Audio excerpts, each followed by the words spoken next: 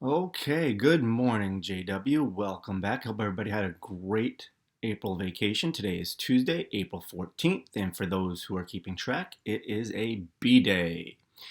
So, it's been a while since I did this, so let's see if I can remember how. Right now, we're going to stand for the Pledge of Allegiance.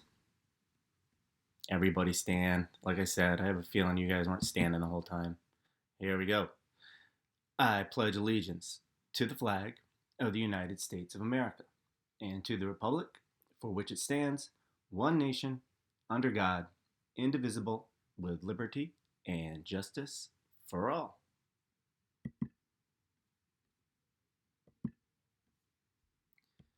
Okay, so if you guys were paying attention to the news last week, let's go back to live and get rid of the flag. There we go. If you guys were paying attention to the news last week, you knew that the governor has actually extended our out of school date until at least May 20th. So we're going to have a little extra time in this distance learning environment. Um, so I think, as much of a bummer as that is, we should still keep on focusing on the positive things. And I think you guys can come up with a lot of positives that are coming out of this. I know a lot of us would really like to be back in the school building, but we're going to have to wait a little bit longer. So we'll keep making the best of it. One of the things I want to talk to you about this morning, I don't know if we talked about this before we left for vacation, was CCPS.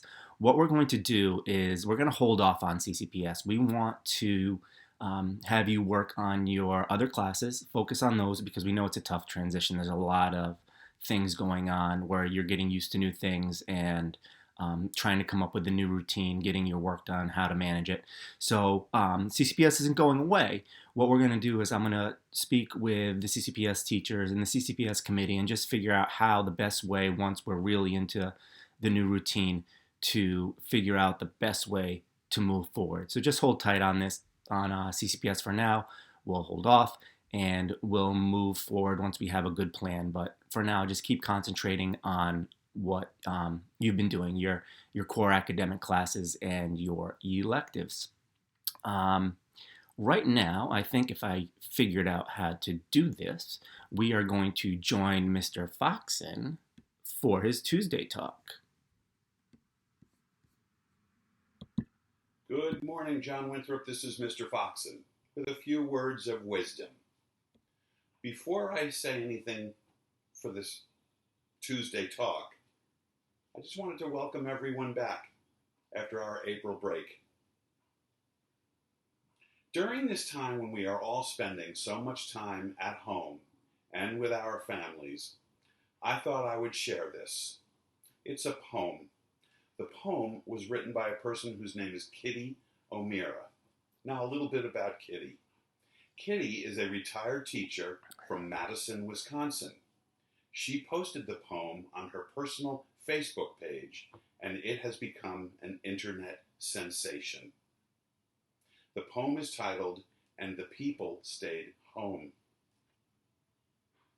It reads, "And the people stayed home and read books and listened and rested and exercised and made art and played games and learned new ways of being and were still and listened more deeply. Some meditated, some prayed, and some danced. And the people began to think differently.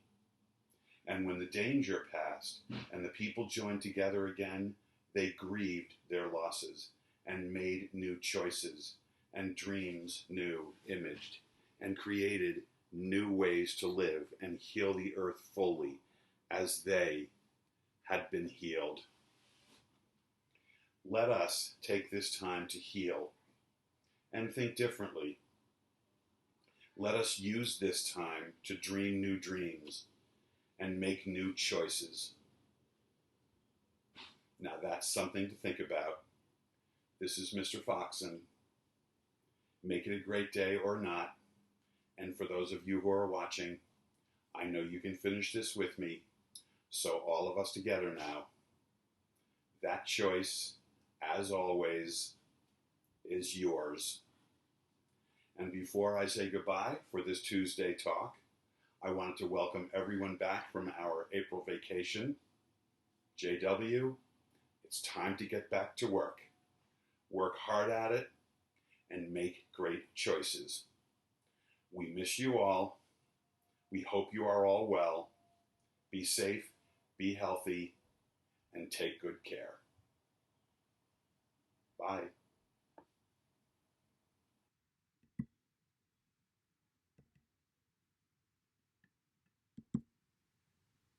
All right. Thank you, Mr. Foxen, for that inspiring Tuesday talk.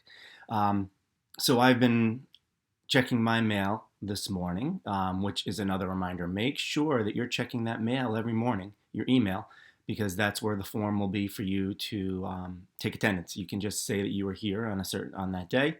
So check your mail every day. I've been in my email this morning already, and I see that the Google Classroom assignments are rolling in. I'm looking right now. I have 43 notifications, and that's all work that is being assigned to you guys.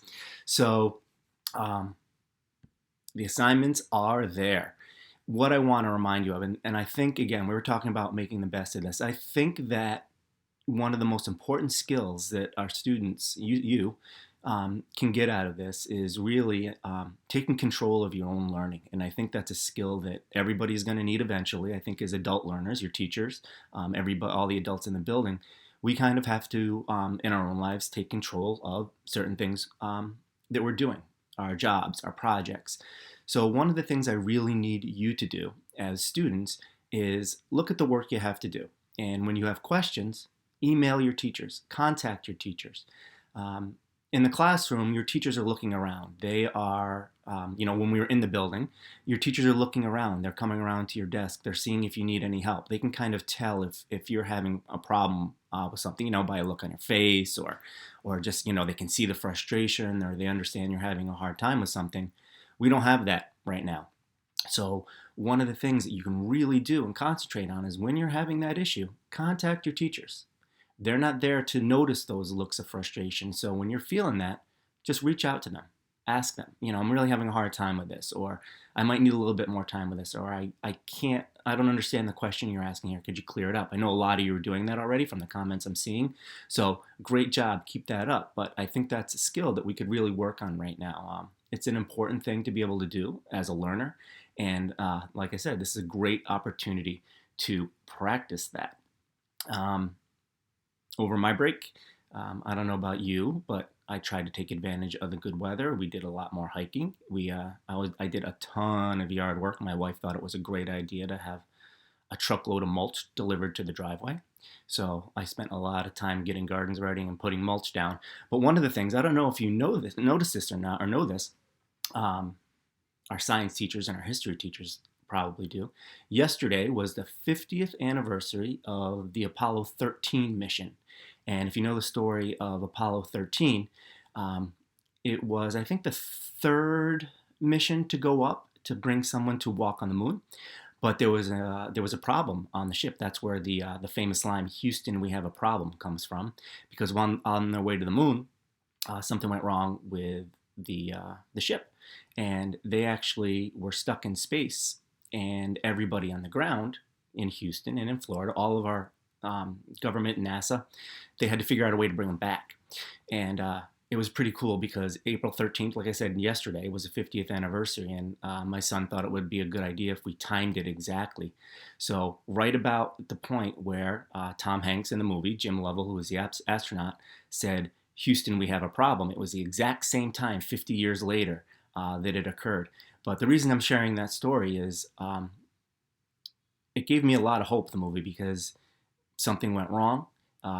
And you really got to see everybody working together to kind of come up with a solution to get the astronauts back from space.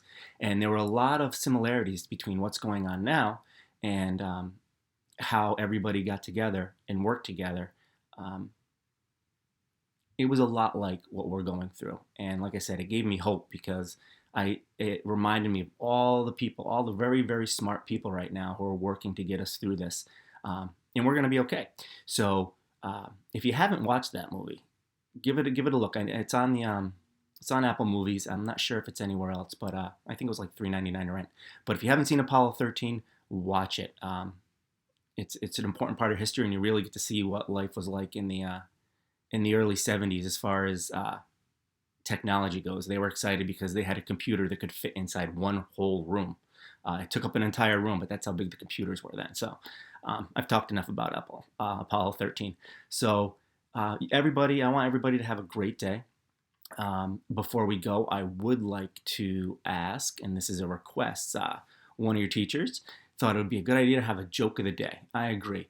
So what I would like you to do is think of your funniest joke, appropriate for school. Um, think of your best joke, one that's going to make us all laugh, make us smile, and send it to me in an email, and I'll put a joke of the day on the news every morning. So with that, I want to welcome everybody back. It's good to see you, sort of. Can't really see you, but enjoy the weather, get some schoolwork done, and I'll see you again tomorrow. Have a great day, everybody.